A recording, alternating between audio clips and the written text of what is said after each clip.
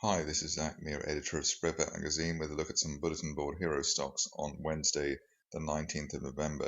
I'm starting off with PeerTV, where it looks as though we've got a decent setup here in terms of what can happen next in the wake of the end of day close above the 200-day moving average shown here in black at 0.72 pence.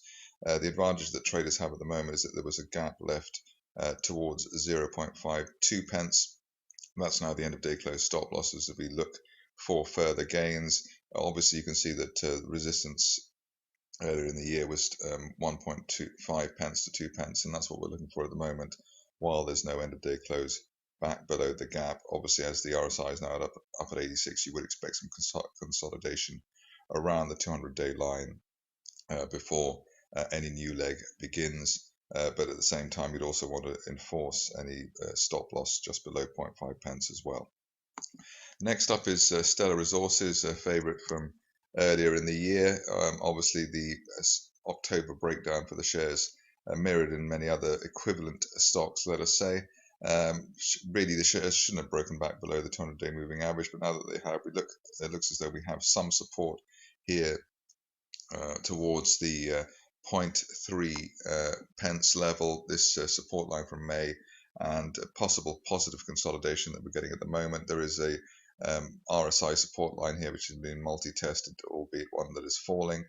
So the trade on at the moment is to go long with the shares with an end of day close stop loss just below yesterday's 0.26 pence floor. If you're cautious on the stock, maybe wait for an end of day close back above 0.4 pence just to get some momentum going here. But there is a possible bottom fishing opportunity, and that would take the shares back towards the 200-day moving average at 0.64 just to start off.